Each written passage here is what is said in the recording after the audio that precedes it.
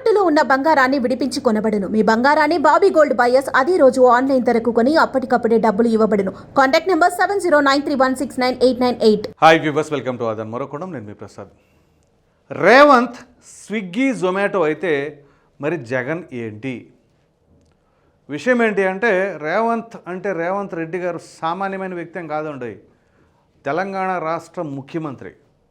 మరి అటువంటి వ్యక్తిని పట్టుకొని ఒక వైసీపీ అధికార ప్రతినిధి అయినటువంటి నాగార్జున యాదవ్ ఆయన సాక్షి మీడియాలో ఎంత దారుణంగా మాట్లాడారు. వాడు వీడు స్విగ్గీ జొమాటో డెలివరీ బాయ్ అని.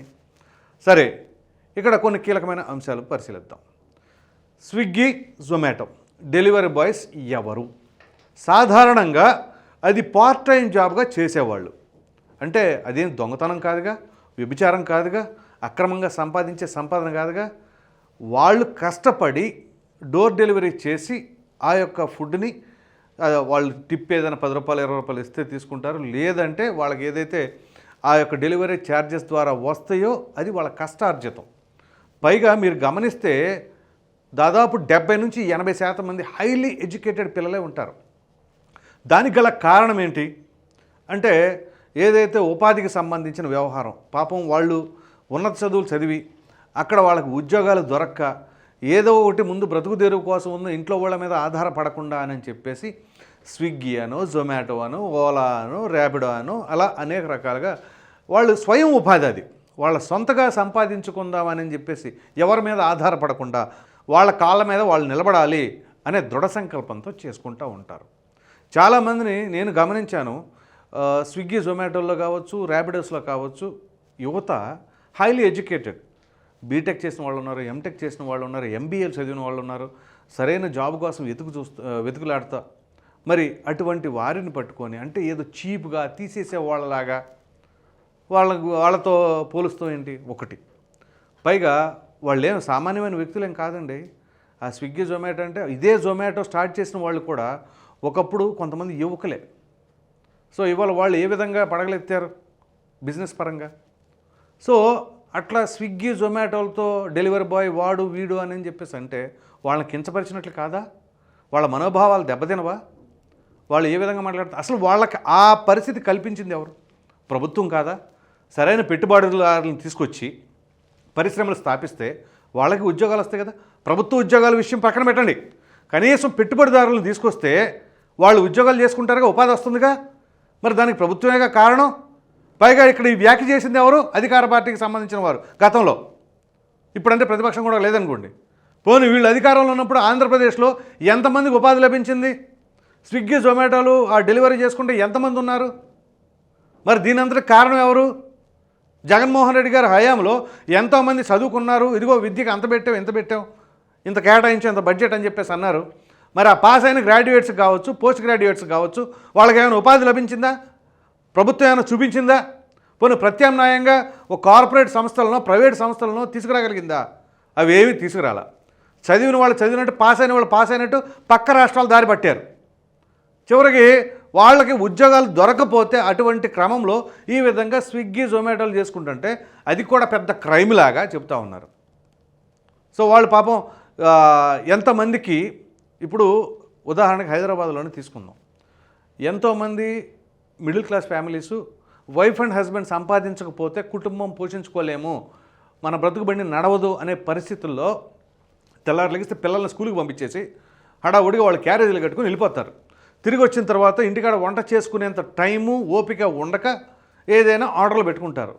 సో ఆ పరిస్థితుల్లో ఉన్న వాళ్ళకి డెలివరీ చేసేదే ఈ స్విగ్గీ జొమాటో బాయ్స్. వాళ్ళు వర్షం అనక, ఎండనక, ఆ సమయం లేదు, ఈ సమయం లేదు. అంతెందుకు, నేనే ప్రత్యక్ష సాక్ష్యం కూడా. నేను ఒక షూట్కి వెళ్ళి తెల్లవారుజామున 3 గంటలకు వచ్చాను. నాకు భోజనం లేదు. ఆ సమయంలో నేను ఆర్డర్ పెట్టాను. 3:30కి నాకు ఆర్డర్ డెలివరీ చేశారు. సో అంటే ఏంటి? ఆ సమయంలో అట్లాంటి ఆప్షన్ లేకపోతే, అటువంటి డెలివరీ బాయ్స్ లేకపోతే నేను ఆ పూట పస్తుంటమేగా. సో అట్లా ఎంతోమందికి ఈ విధంగా వాళ్ళు డెలివరీ చేస్తున్నారే. సో వాళ్ళని పట్టుకుని అంత చీప్గా మాట్లాడుతూ ఎంతవరకు సమంజసం? ఇక రేవంత్ రెడ్డి గారి విషయానికి వద్దాం. ఆయన ఏమన్నా పొలిటికల్ బ్యాక్గ్రౌండ్ ఫ్యామిలీ నుంచి వచ్చారా? ఆయన తండ్రి గారు ఏమైనా సరే రాజకీయ నాయకుడా? కాదే, ఒక సామాన్య కుటుంబం నుంచి వచ్చాడు ఆయన. అటువంటి వ్యక్తి అతి పిన్న వయసులో అతి తక్కువ సమయంలో రాజకీయంగా ఎదిగి ఒక ఎమ్మెల్యే నుంచి ఎంపీకి, ఎంపీ నుంచి ముఖ్యమంత్రికి ఎంతమంది ఎదిగారు? ఇదే జగన్మోహన్ రెడ్డి గారు, రాజశేఖర రెడ్డి గారు లేకపోతే ఎక్కడి నుంచి ఉన్నారు? ఆయన పేరు ఎక్కడైనా సరే వినపడేదా? రాజశేఖర రెడ్డి గారి ట్యాగ్ ఉంటేనే, అంత రాజకీయ నేపథ్యం ఉంటేనే వచ్చిన అధికారాన్ని నిలబెట్టుకోలేక గతంలో ఎన్నడూ ఏ పార్టీ లేనంత విధంగా ఘోర ఓటమి చెందారే. పోనీ అనర్గళంగా మాట్లాడగల సమర్థుడా జగన్మోహన్ రెడ్డి గారు? ఇదే రేవంత్ రెడ్డి గారిని, జగన్మోహన్ రెడ్డి గారిని ప్రక్కన పెట్టండి. రేవంత్ రెడ్డి గారు కాంగ్రెస్ పార్టీలో ముఖ్యమంత్రి, ఇదే కాంగ్రెస్ పార్టీలో జగన్మోహన్ రెడ్డి గారు ముఖ్యమంత్రి కావాలి అని ప్రయత్నాలు చేస్తే కుదరదు అని చెప్పేసి అంటే మరి అది పరిస్థితి. ఒక ముఖ్యమంత్రి కొడుకై ఉండి ముఖ్యమంత్రి కాలేని పరిస్థితుల్లో కాంగ్రెస్ పార్టీని వీడారు ఆయన. ఇదే రేవంత్ రెడ్డి గారు కాంగ్రెస్ పార్టీకి వ్యతిరేకంగా ఆయన రాజకీయాల్లోకి వచ్చి చివరికి కాంగ్రెస్ పార్టీలో అధ్యక్షుడిగా అయ్యి ఆయన ముఖ్యమంత్రి అయ్యారు. మరి కంపేర్ చేసుకోండి. ఇదే జగన్మోహన్ రెడ్డి గారు, ఇదే రేవంత్ రెడ్డి గారు ఇద్దరు మాట్లాడమంటే రేవంత్ రెడ్డి గారు ఎంత అనర్గళంగా మాట్లాడగలరు, జగన్మోహన్ రెడ్డి గారు ఏ విధంగా మాట్లాడతారు? ఇంకా ఒక జీవో కూడా చదవలేడు, వాడు వీడు అనే పదజాలం వాడాడు నాగార్జున యాదవ్. మరి ఇంత కండకావరం పనికిరాదు అని చెప్పేసి రాజకీయ విశ్లేషకులు సైతం సామాన్య ప్రజలు కూడా విరుచుకుపడతా ఉన్నారు. సో అసలు వాళ్ళ రాజకీయ నేపథ్యం ఏంటి, వాళ్ళు ఏ స్థాయి నుంచి ఏ స్థాయికి వచ్చారు? పోనీ స్విగ్గీ జొమాటో అన్నారు కదా, అదే స్విగ్గీ జొమాటో డెలివరీ బాయ్ కంటే తక్కువ అన్నప్పుడు ఆ స్థాయి నుంచి సీఎం దాకా ఎదిగాడు కదా, అది అభినందించదగ్గ అంశమేగా. మరి పోనీ ఇదే నాగార్జున యాదవ్ అవమానాన్ని ముఖ్యమంత్రి అవుతాడా? అవ్వలేడు. పోనీ మన దేశ ప్రధాని మోదీ గారు ఒక ఛాయ్ వాలా స్టేజ్ నుంచి మోదీ గారు ప్రధానిగా ఎదిగారు, ఇప్పుడు 3వ సారి అయ్యారు. ఇదే మోదీ గారిని అలా అనగలరా? అంటే వితిన్ సెకండ్సే ఎక్కడికి తీసుకెళ్ళాలో అక్కడ తీసుకెళ్తారు, అంత చరిష్మా లేదు. కానీ పోనీ నిజంగా ఏదైనా విమర్శించదలుచుకుంటే విమర్శించాలా. కానీ ఇక్కడ వాళ్ళ నాయకుడేమో సరే, ఎవరి నాయకుడు వాళ్ళకి దేవుడు అనుకోవచ్చు, కానీ జగన్మోహన్ రెడ్డి గారిని ఈ విధంగా పెట్టుకొని మాట్లాడుతున్నారు అంటే జగన్మోహన్ రెడ్డి గారు నేపథ్యం ఏంటి, ఈయన నేపథ్యం ఏంటి? వీరిద్దరూ మాట్లాడమంటే ఎవరెవరు ఎదురుబదులు డిబేట్లు పెట్టండి. రాష్ట్రానికి సంబంధించి ఏ విధంగా మాట్లాడతారో, ఎవరు ఏ రకంగా మాట్లాడతారో, రాష్ట్రాలు పార్టీలు విషయాలు పక్కన పెట్టేసేయండి. నాయకులు, ఇరు పార్టీల నాయకులు పక్కన ఎదురు పెట్టండి, మాట్లాడతారు, తెలుస్తుంది. సో ఇక్కడ జగన్మోహన్ రెడ్డి గారిని ఉద్దేశించి ఒక వ్యాఖ్య, రాజకీయపరమైన వ్యాఖ్య చేసినందుకే ఈ ప్రకారంగా మాట్లాడుతున్నారంటే, పోనీ అధికారంలో ఉండకంటే మాకు తిరగలేదు, మేము ఎరగదీసేసాం, 150 సీట్లు గెలుచుకున్నాం అంటే అప్పుడు ఓకే. ఇప్పుడు ఈ విధంగా చతికిలబడిన తర్వాత కూడా 11 స్థానాలకు పరిమితమైన తర్వాత కూడా ఈ రకంగా మాట్లాడుతున్నారు అంటే ప్రజలు అది ఎటువంటి సంకేతం వెళ్తుంది? పైగా జగన్మోహన్ రెడ్డి గారు ఎక్కడైనా సరే ఖండించారా? ఏ చిన్న విషయం చేసిన జగన్మోహన్ రెడ్డి గారు ఇప్పుడు ట్వీట్ చేశారు. ఏంటది? ఆ ట్వీట్లో డెక్కన్ క్రానికల్ పైన దాడి చేశారు, అది అమానుషం, డెమోక్రసీ అనేది లేకుండా పోయింది కొత్త ప్రభుత్వం వచ్చిన తర్వాత అన్నారు. ఓకే, రైట్, మంచిదే. సో ఎవరు దాడి చేసినా తప్పే.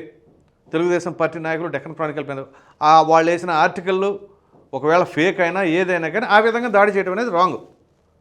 కానీ జగన్మోహన్ రెడ్డి గారు ఇప్పుడు దానిపైన ట్వీట్ చేశారుగా, ఇది అమానుషం, దుర్మార్గం, రాజ్యాంగం లేదు, రాజ్యాంగబద్ధంగా కాకుండా ఇష్టం వచ్చినట్టుగా వ్యవహరిస్తున్నారు అన్న. Okay, right. మరి ఇక్కడ రాజ్యాంగబద్ధంగా ఏమన్నా మాట్లాడారా? రాజ్యాంగబద్ధంగా మరి ఎవరినైతే గౌరవించాలో ముఖ్యమంత్రి గారిని గౌరవంతో మాట్లాడారా? దీనిపైన జగన్మోహన్ రెడ్డి గారు ఎందుకని స్పందించాలా? స్పందించాలి కదా. ఇదే జగన్మోహన్ రెడ్డి గారు ముఖ్యమంత్రిగా ఉన్న సమయంలో ఎవరైనా ఒక మాట అంటే చాలు ఇమ్మీడియట్గా వాళ్ళ మీద దాడులు, అరెస్టులు, కేసులు.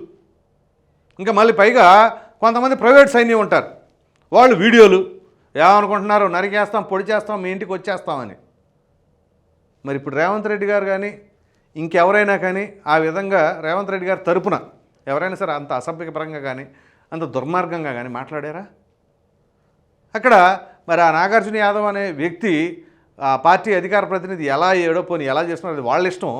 కనీసం పార్టీ పరువు పోతుంది అన్న ఆలోచన అన్న పార్టీ పెద్దల్లో ఉండాలి కదా. ఎక్కడ ససేమరా ఖండించట్లా.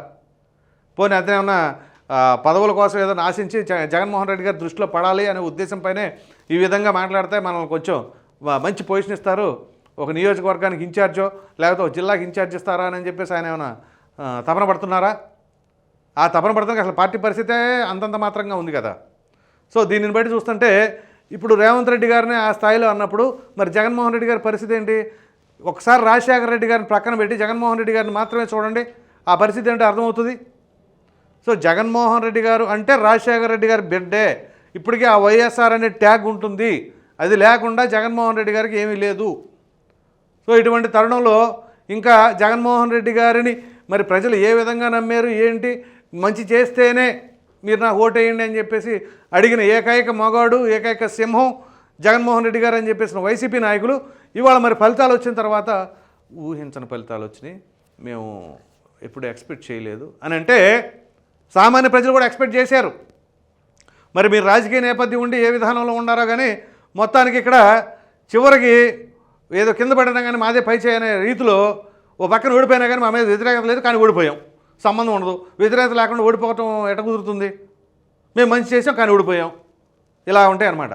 సో మొత్తం మీద ఇవి కాకుండా ఈ రకంగా ఇప్పుడు ఆ ముఖ్యమంత్రినేమో చంపేస్తామని, ఈ ముఖ్యమంత్రినేమో స్విగ్గీ జొమాటో అని ఏకంగా ఆంధ్రప్రదేశ్ ముఖ్యమంత్రి గారిని లేపేస్తామని చెప్పేసి, అంటే లేపేస్తామంటే డైరెక్ట్గానే కాదు, వెంకటేశ్వర స్వామిని అడ్డం పెట్టేసుకొని. మరి ఏం జరుగుతుందో ఆంధ్రప్రదేశ్లో అధికారంలో ఉన్నప్పుడు అదే తరహా వ్యవహారం, కనీసం ప్రతిపక్షం కూడా లేకుండా ఉన్నప్పుడు కూడా ఇదే తరహా వ్యవహారాలు ఉంటే ఇక ప్రజల్లో ఎటువంటి సంకేతాలు వెళ్తున్నాయి వైసీపీ అంటే ఇది మాత్రం గుర్తుంచుకోండి. ఇది మొత్తానికి పరిస్థితి. ఈ వీడియో కనుక మీకు నచ్చినట్లు లైక్ చేయండి, షేర్ చేయండి. అదేవిధంగా Revanth Swiggy Zomato delivery boy అయితే మరి జగన్ ఏంటి అన్నదానిపైన మీ విలువైన అభిప్రాయాన్ని కామెంట్ రూపంలో ఖచ్చితంగా తెలియజేయండి. మరిన్ని వీడియోస్ కోసం మన ఆదాయం ఛానల్ సబ్స్క్రైబ్ చేయడం మాత్రం మర్చిపోండి. Thank you.